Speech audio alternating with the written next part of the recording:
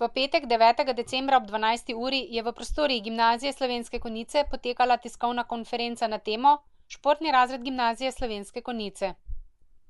Gimnazija Slovenske Konjice in Zavod za šport Slovenske Konjice sta v dogovoru s športnimi društvi sklenila, da omogočita mladim perspektivnim športnikom dodatno jutranjo vadbo, ki je dragoceno dopolnilo njihovim siceršnjim popoldanskim treningom. Program sta finančno podprla Občina Slovenske Konjice in Zavod za šport. Vadba je namenjena najbolj pridnim, vztrajnim in talentiranim športnikom v naši občini, da se jim na tak način pomaga pri doseganju boljših rezultatov in se jih dodatno usmerja v vrhunski šport. S treningi 3x tedensko je 8 dijakov prvega letnika začelo v oktobru, v letu 2012 pa se jim bo priključilo še nekaj dijakov iz višjih letnikov, ki želijo krepiti kondicijo in s tem dosegati visoke rezultate na svojem športnem področju.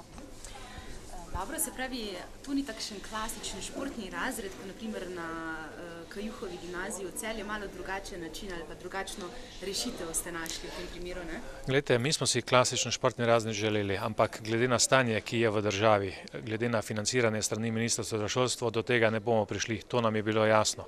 Ampak ideje nismo opustili, zato smo nekje prilagodili vsebine, način vadbe, način financiranja smo spravili v lokalne okvire in mi gremo z idejo naprej. Če bomo kdaj dosegli, da bo športni razred financiran tudi strani države, bomo samo veseli. Če pa ne bo, bomo pa to spravili v življenje sami.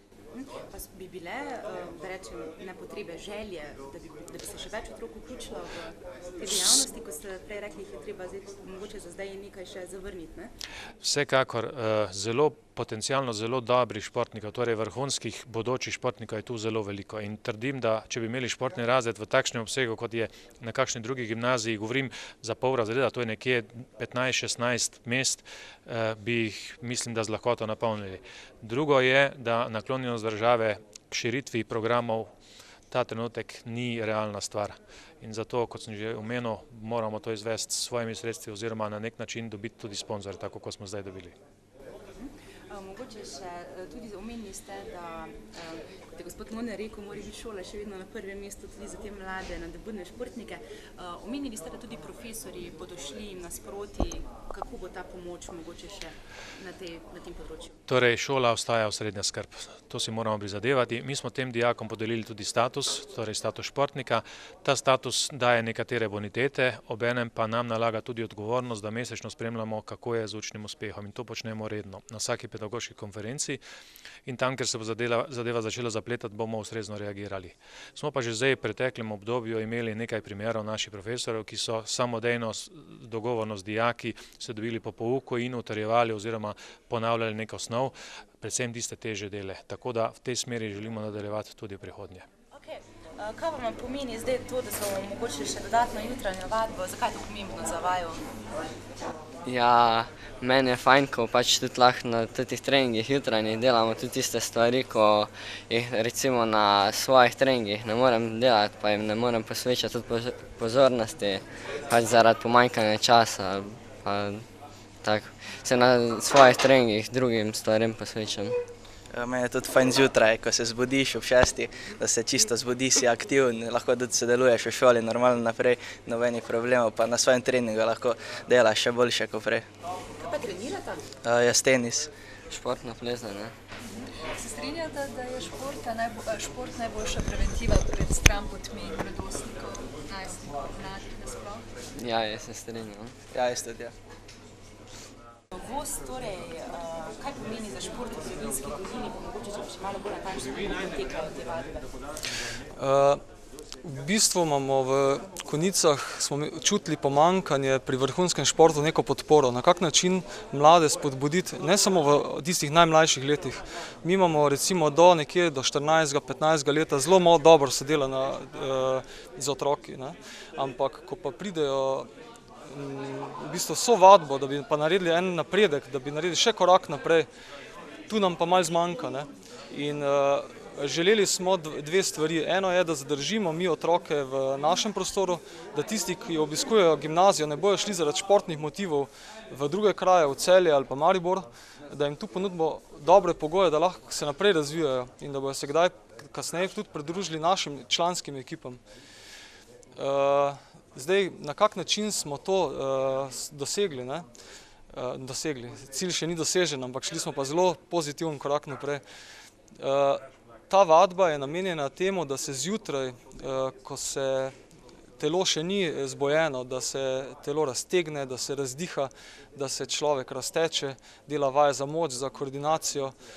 In je v bistvu pol v tem času, ko pa v šoli, ko je med poukom, telo pa lahko počiva. In ko se potem pridruži popoldanskim vadbam, je telo veliko bolj pripravljeno, veliko bolj odprto. Vsak dodaten trening se pa pozna. Zdaj sami treningi potekajo zjutraj, zelo zgodaj, od 6. do 7:15. Zdaj zaradi zgodnje ure so otroci malenkost bolj obremenjeni. Tu jim zelo gre nasproti šola. Tudi če 5 minut kdaj zamudijo k 1. uri, ni nič hudega, ne. Se pa zahteva, da so resni in same take smo tudi zbrali, ne. Program ni enostaven in tisti, ki želijo redno delati, morajo veliko discipline imeti, se morajo tudi malo odreči spanju, ampak same take smo zbrali in smo ponosni v bistvu na to skupino, ki jih imamo zdaj. Za zdaj jih je 11 vključenih, ne? Že verjetno so ambicije še po malo večjem številu? No, začeli smo z 7, potem so še 4 so se priključili zdajle v zadnjem mesecu.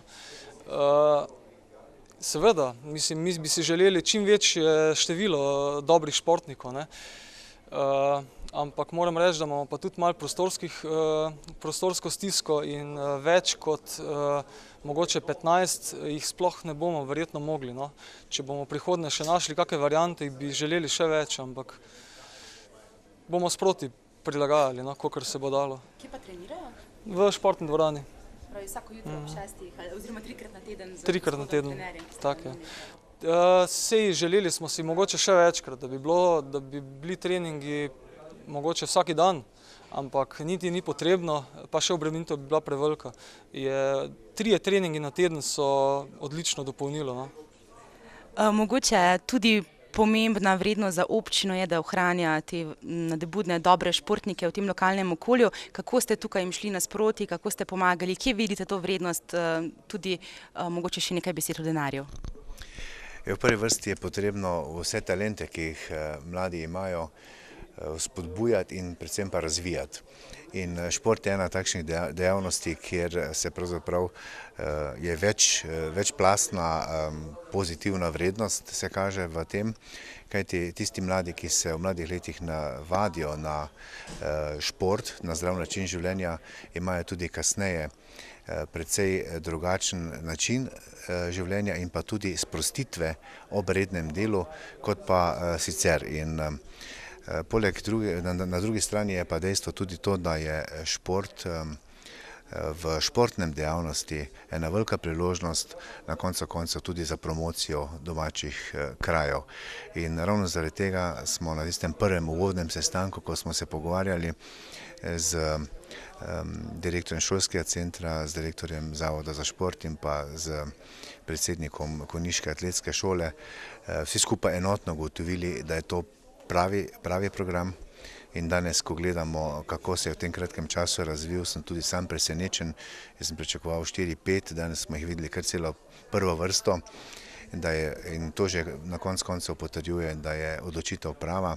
In seveda v tej smeri smo tudi strani občinskega proračuna priskočili na pomoč in uspeli zagotoviti tista zares minimalna sredstva, da takšen program deluje. Na koncu koncev sem izjemno vesel, da se sorazmerno z skromnimi sredstvi lahko takšen program odvija. Verjamem pa, da se bo kmalu našla tudi sistemska rešitev in da ne bo ta program več ogrožen.